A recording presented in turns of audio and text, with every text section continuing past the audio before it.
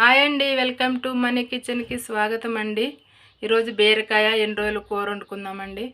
ఇంకా ఆలస్యం చేయకుండా మనం వంట మొదలు పెట్టుకుందాం. ముందుగా స్టవ్ వెలిగించుకుందాం. ఇదిగోండి కావాల్సిన పదార్థాలు చూసుకుందాం. అరకిలో బీరకాయ తీసుకున్నానండి నేను. ఉప్పుడు రొయ్యలు తీసుకున్నా, కడుక్కుని మంచిగా పెట్టుకున్నా. అలాగే అండి ఒక ఉల్లిగడ్డ తీసుకున్నా, ఒక పచ్చిమిరపకాయ, కొత్తిమీర, ఒక రెమ్మ కరివేపాకు అండి,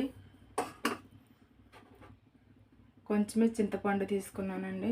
ఎక్కువ వేయకూడదు ఇందులో, ఎన్ని రోజులు వేస్తున్నాను కాబట్టి చింతపండు వేస్తున్నా. అలాగే చిన్న టమాటా కూడా తీసుకున్నా.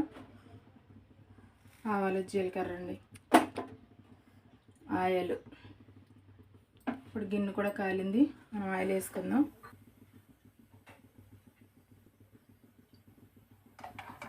ఆయిల్ వేడెక్కినాక ఆవాలు, జీలకర్ర వేసుకుందాం.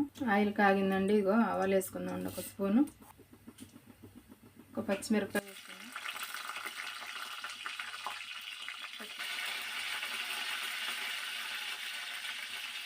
వేసుకుందాం.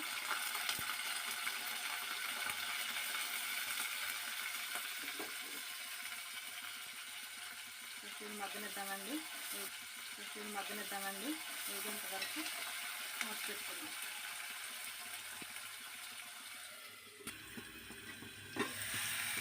ఉల్లిపాయలు మగ్గినాయండి. ఎన్ని రోజులు కడిగి పెట్టుకున్నా కదా, ఇవి వేసుకుంటున్నా. ఈ నూనెలో వేగాలి.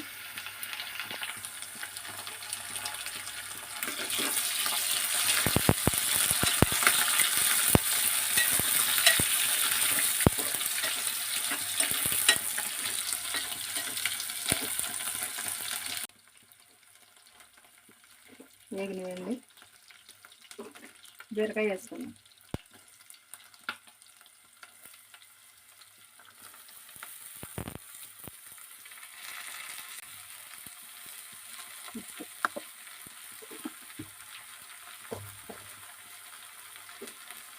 కలుపుకుందామండి.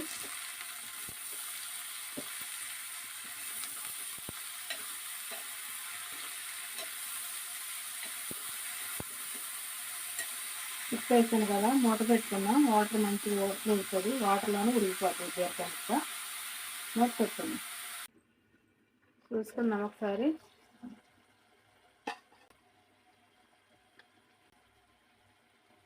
కారం, టమాటా అండి,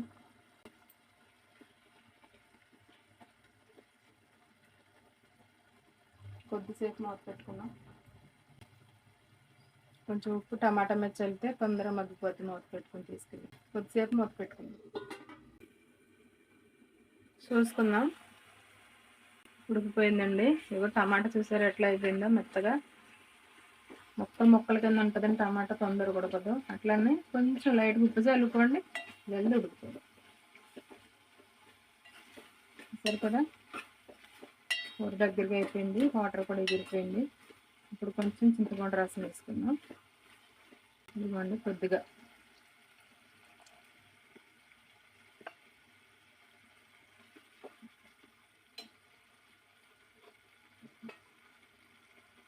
కొద్దిగా కొత్తిమీర.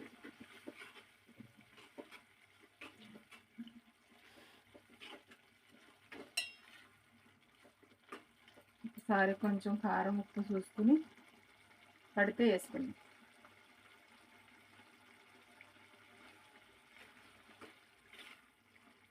ఏమీ పడదండి, కరెక్ట్గా సరిపోయింది కారం అనేది. ఒక 2 నిమిషాల పాటు మూత పెట్టుకుందాం. చూసుకుందామండి. అయిపోయిందండి కూర. చూసారా, ఇందులో కొంచెం వాటర్ కూడా నేను పోయలేదండి. చింతపండు రసం కొంచెమే పోసిన. ఇందులో టమాటా వాటర్, బీరకాయల వాటర్ సరిపోద్దండి. కూర అయితే రెడీ అయిపోయింది. స్టవ్ బంద్ చేస్తున్నాను. లాస్ట్గా ఫైనల్గా కొంచెం లైట్గా కొత్తిమీర గార్నిష్ చేసి అయిపోయిందండి. కూర రెడీ అయిపోయింది. 2 రోజులు బీరకాయ కూర అండి. దగ్గరగా ఎగిరి పెట్టుకున్నాను. చాలా టేస్టీగా ఉంటుంది. మీరు కూడా ఒకసారి ట్రై చేసి చూడండి. ఇలాగ మీకు నా వీడియో నచ్చితే లైక్ చేయండి, షేర్ చేయండి, నాకు సపోర్ట్ చేయండి. ఓకేనండి, థ్యాంక్ యూ.